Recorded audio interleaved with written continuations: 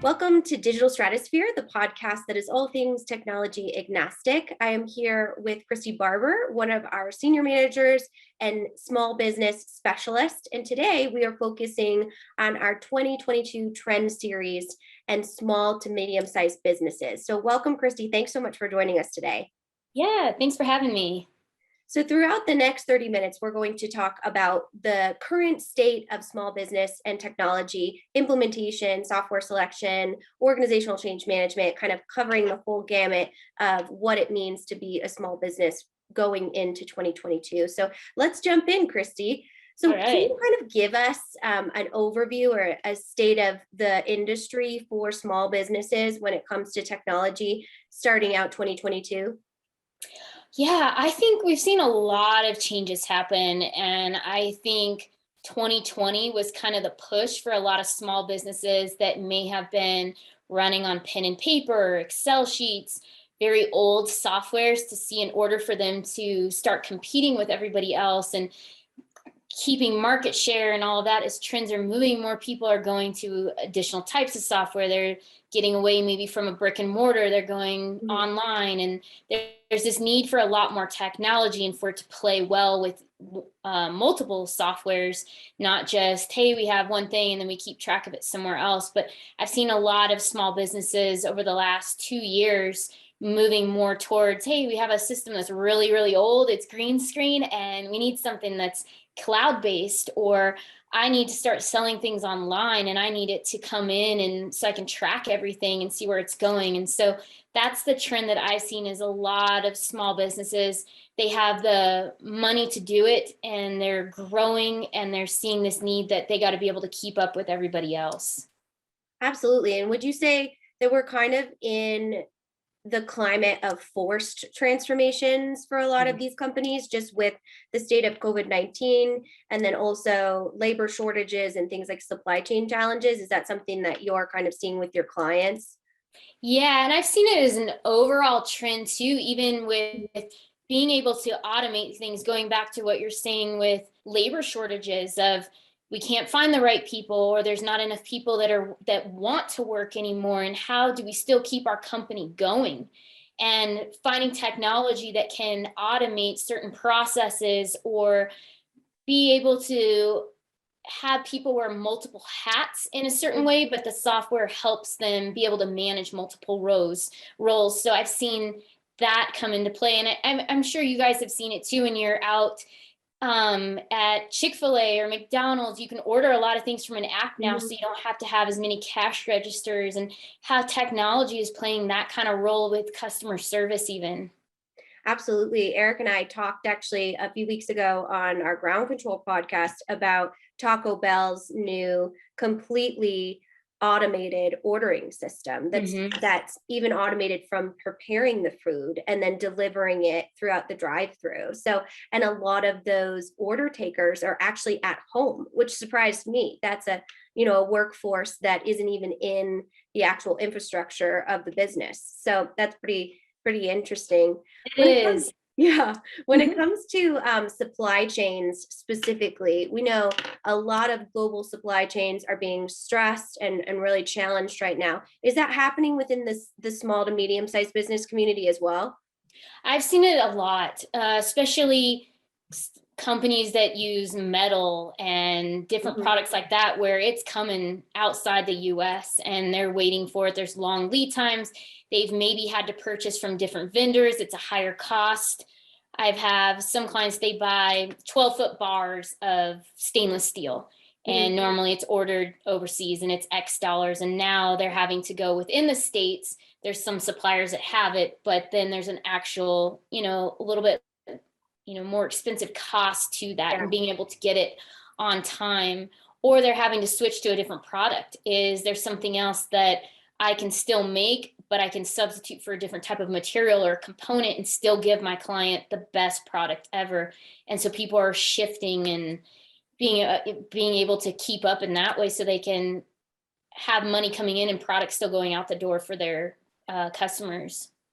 Yeah, and I can imagine for a small business that may not be as flexible or as cash heavy, that Mhm. managing inventory right now could be challenging as well. And just the fact that I know, for example, a lot of our supply chain experts have said when going into 2022, it might make sense to have bigger inventory than you typically would have. And I would Mhm. assume as a small business, you just don't have that additional budget to invest in that type No. of inventory. Or if you do, you're having to use a line of credit or you're taking out a Okay. loan to be able to bring in extra inventory. And I have a client, they do about 5 million a year, and they bought, I don't know, probably 250, $300,000 of inventory at the end of last year because they're so afraid that they're going to run out of product this year. And it puts a strain on them from a cash flow perspective. But if they can continually sell and make the product, it helps them at the end of the day, and then they have more money to go out and buy additional. But it's hard, and they've had to leverage line of credit to be able to purchase that. And you've seen probably and some of the other people you've talked with, most companies now they keep really lean inventories because it's expensive. The more you Mhm. store, the more space it takes up. And so we've all moved to this lean inventory management. And now when you have events like this, it kind of gets you because Oh you yeah. think, oh, I keep 25 of these on hand, and when I get to 5, I reorder and they'll be in 2 days. Now it could be 2 months, it could be 6 months before those products get in. So I have seen that a lot. Just it's stressful. Absolutely. So is there a way that technology can help optimize or enable these challenges for small businesses specifically?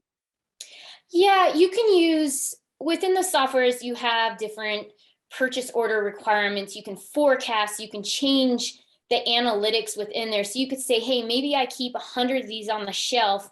Now, when I get to 90, I need to reorder because it's 4 months to get it. And you can change your min max levels. You can look at trends and look at your suppliers, how call them up. How long is this going to take? Because I need to be able to adjust my ordering to be able to make those deadlines. And I think it's going in using leveraging your analytics, leveraging your forecasting, and really just diving into it from a whole different way that most businesses haven't had to in the past. Right. That makes a lot of sense. So, for some of your clients, obviously, a lot of these new pressures or the current business climate can be challenging, like we just discussed. What are some nuances when selecting the best technology for a small to medium sized business? What are some things specifically that these clients need to consider that maybe some of our larger global organizations don't have to? I would say the larger companies usually don't have to worry about costs and certain modules, where when you're a smaller company, you can build. So for instance, let's say you can do a more phased approach to an implementation. Today I want to start with just let's build finance out, and maybe we try that, and for the next 6 8 months we just finances on the system, and then we phase in manufacturing, we phase in distribution, all of these things, where it can help from a cost perspective of leveraging time and people to get something done. Where a large corporation, we have enough employees, we have enough Mhm. funds where we can do a full ERP implementation for everything and get it done in 6 to 8 months, where smaller companies, they may not have the ability to do that. So I think it's a plus and minus. It's a good thing that you can phase an implementation in, but then sometimes it's like, oh man, this is great, but I wish this part was in here also. So I think just kind of I don't know, keeping in mind of what is really important in your implementation and what you need as far as software today. Or is it, hey, I have a current software today. I know we've talked about this in a lot of previous podcasts and even articles. I'm on QuickBooks, Mhm. but QuickBooks doesn't manage inventory. I got to go get a third party software. Does it make sense for me today to just get a third party inventory management software? Because that'll get me through the next year, and I can save and then get an ERP in a year. That's where some smaller companies, they can leverage that of, I'm going to spend, $3,000 today, and this will get me through, as opposed to $100,000.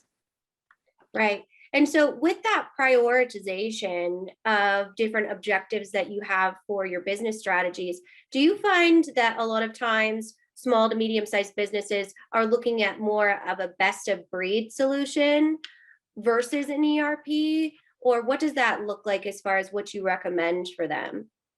I think it kind of depends what industry they're in, where they are in their growth stage. Are they startup? Are they been around for a while? Are they growing like crazy? And what makes the most sense? Most of the softwares and the clients I've worked with this year, they've gone full ERP with some nuances of some best of breed software coming in. So for instance, I've had a handful of clients go in NetSuite, and then they want to bring in Bill.com because they had used Bill.com with QuickBooks to pay everything. And that made more sense for them because they're used to it. They like it. And instead of using what would be in the software, I think it makes more sense when you're a manufacturing company and you're actually building everything, that best of breed makes sense to a certain extent. But if you don't need it day one, I think having whatever is out of the box within the ERP system is more cost effective. And then as you grow and you have more unique components of how you do your work, then you're bringing in maybe additional software that helps kind of patch what those unique parts are with you. Absolutely. Well, this has been a great conversation, Kristy. Thank you so much. We're going to take a quick break and we'll be right back to Digital Stratosphere. If you are involved in any sort of digital transformation or business change initiative, you will want to download the 2021 Digital Transformation Report. With its comprehensive overview of business and technology trends and best practices, this report is a must-have guide for any transformation project or executive team. Download this free report by visiting Third Stage Consulting at thirdstage-consulting.com. You can also visit our website to learn more about us, or download independent reports, videos, and other best practices. Again, visit thirdstage-consulting.com today to learn how to take your transformation to the third stage of success. Welcome back to Digital Stratosphere, the podcast of all things technology agnostic. We are here with Kristy Barber, our small business specialist, talking about small businesses in 2022. So let's jump back in.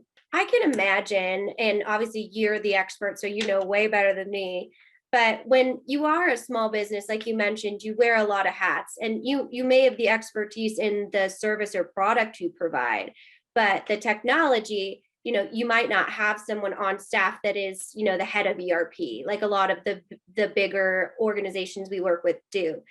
What are the role of software vendors within or implementation partners in more of a general space within that kind of dynamic? Because I assume it would be really easy for software vendors to go into a small business that may not have that expertise and say, like, you need A, B, and C, and that person be completely overwhelmed. And maybe that is what they need, or maybe it isn't. But it would seem kind of an easy sale to be able to kind of maybe give them some things they might not need. So I wondered if you could give us kind of your perspective and maybe give us some insights for our small business listeners when they are working with partners throughout their digital transformation. Yeah, I think the biggest thing is making sure your partners, so your implementation partner, or if you end up going with direct, there's kind of two different ways they can go. I've seen a lot more partners show up this year as opposed to the software companies using their direct implementation team, but making sure they spend a lot of time with you and getting to know who you are, how you do your business. And I've seen partners walk through, and I think this is really important, what is your business process for each department in your company? And we do this in our requirements and when we're building all of that out. But if you're doing this on your own, making sure they understand where are those decision points, where are some pain points that are happening along the way, because we need to identify if there's no pain here. If there is, how is that workflow going to happen inside the software? Am I going to need a different module because the out of the box standard module does not handle this? And it could be something as simple as I need to do serialization and lot numbers, and yeah, it handles it out of the box. But if I got the advanced manufacturing module, it's going to do all these other things that I'm going to need.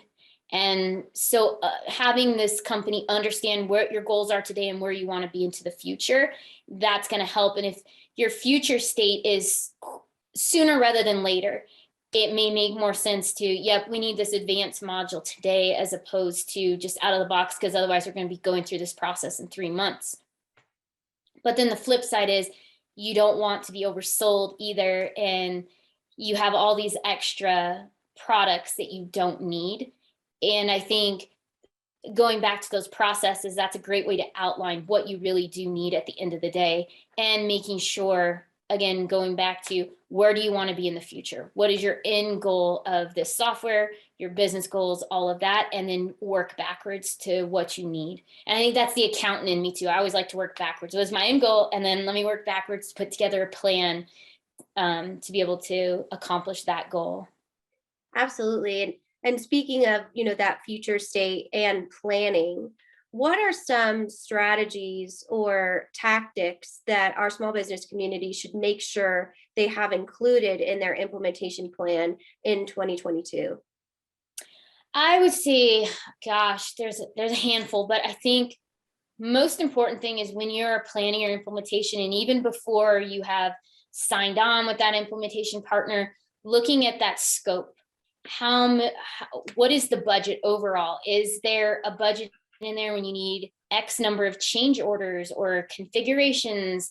Does it include monies to cover any third-party integrations you may have? Those are big things you want to make sure you're planning and have a budget for, because they all cost something, and it's time and the integration of that, and with the vendors coming together, that's a good thing. And then looking at the cost of retiring old software and how much you spend on that, and then how much budget are you going to have once it's gone that's going into the new software. And so thinking from a monetary perspective of planning from that way of cost, because it's an investment, and you want to make sure that when you're going through that process that there are going to be change orders that pop up, whether you want it or not. They always do happen. It may not be many, but there's always some, and that the budget is there. So just planning ahead of time for all of that, making sure you have a good team internally that can help support the implementation.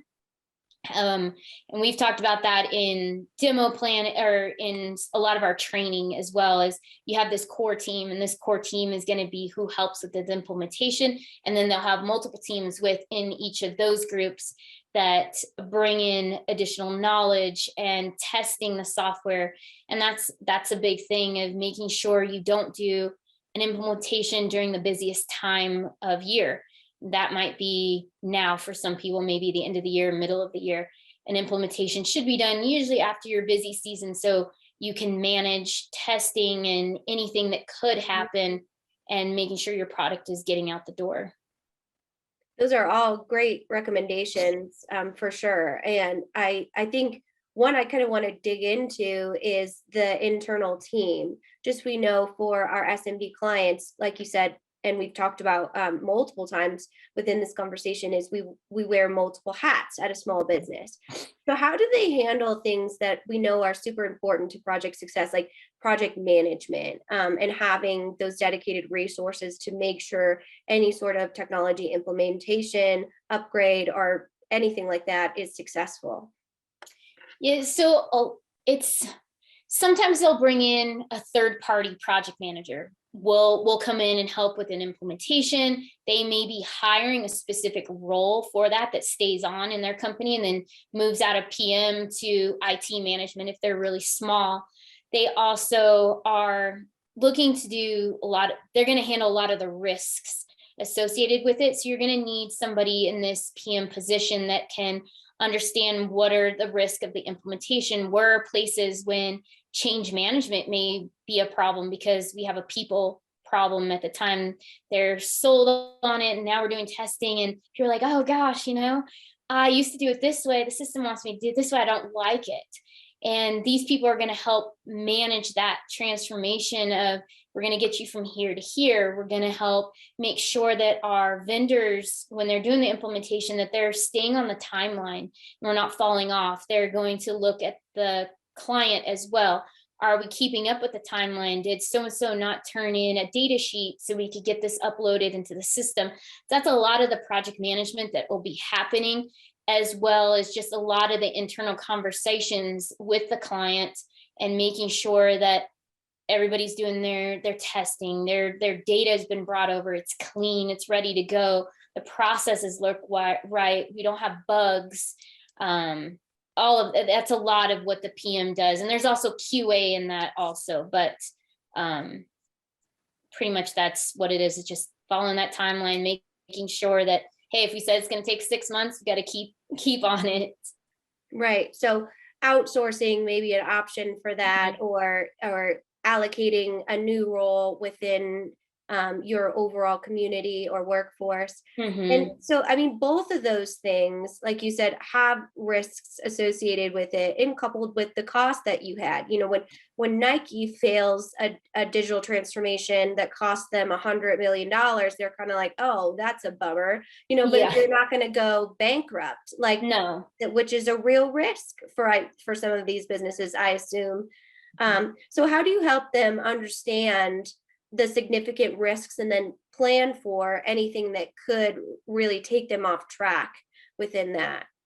So we like to keep risk logs. Oh, cool. Yeah, they're fun.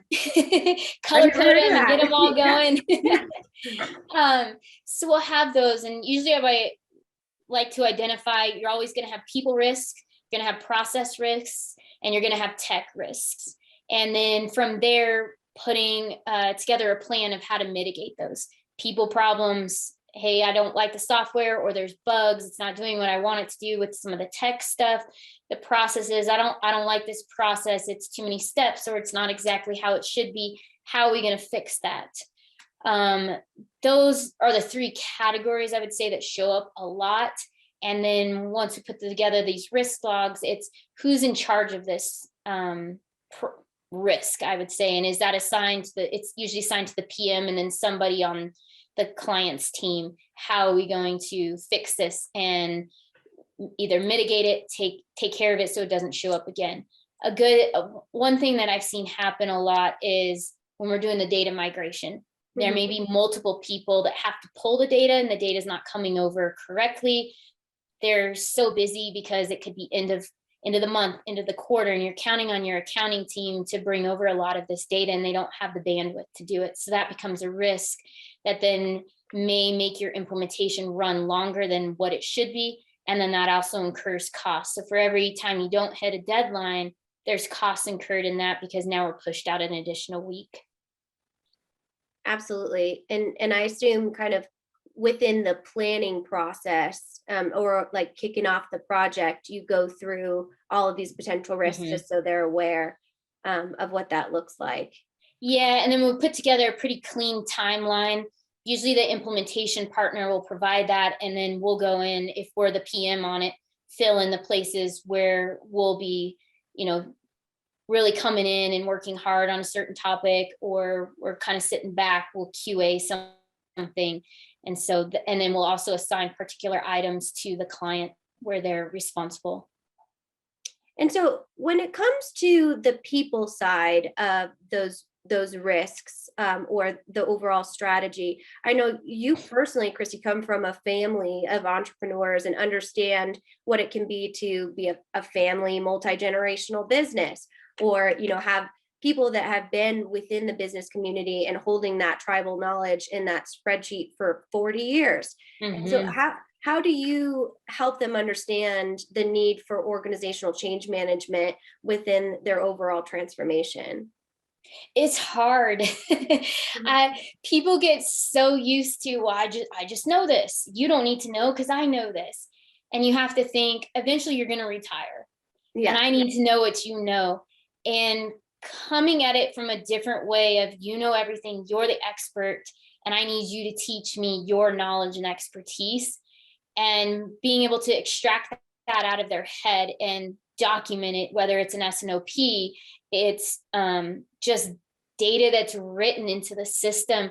It's tricky, and there has to be some good tactics around it so you don't get people opposed to, hey, you're trying to steal my job from me. Yeah. I'm the one that knows all this. Now you're making a software do it. I don't like how that feels.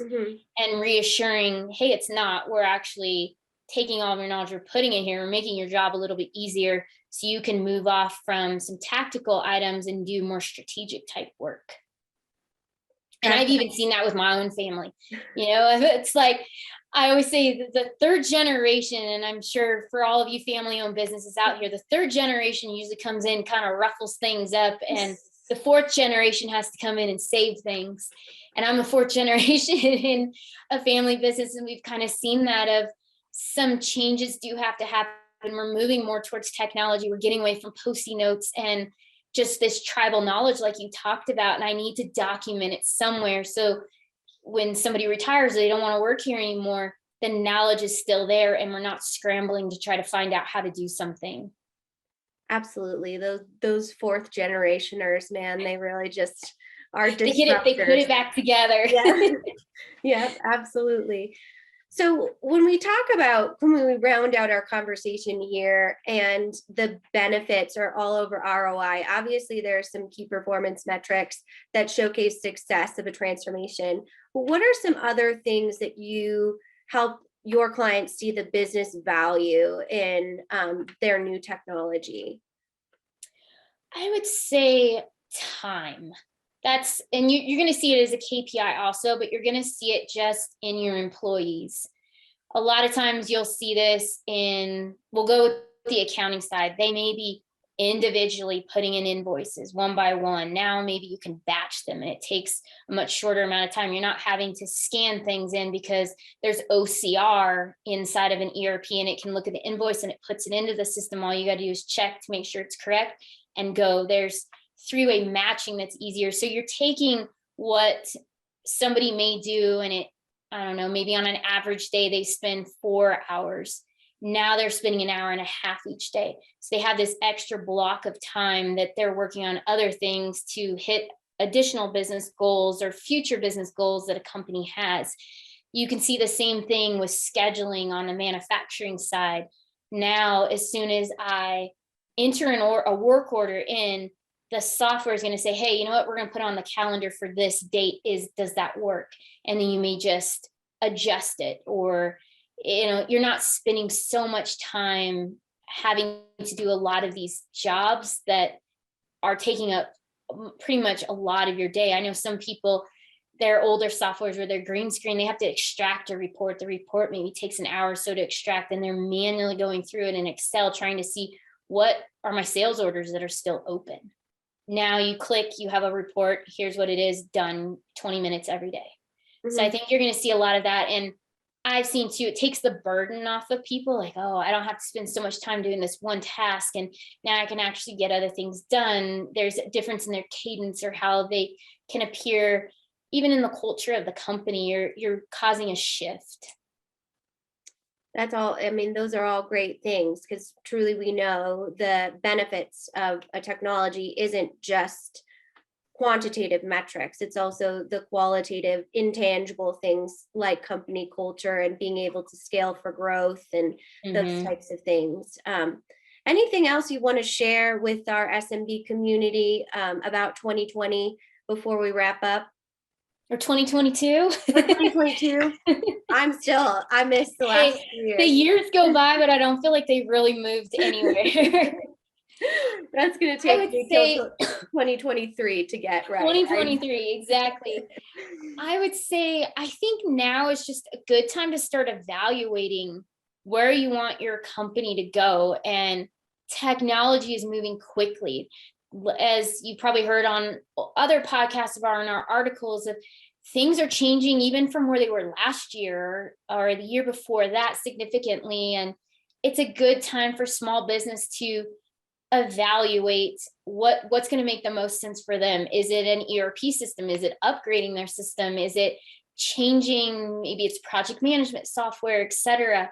But it's just a time, I think, that if you don't look at it now, you may be looking back thinking, gosh, I wish I had have done this. I mean, we all think about that. Hey, we all should have bought Google back in the day because we would have been retired by now, but we didn't do it.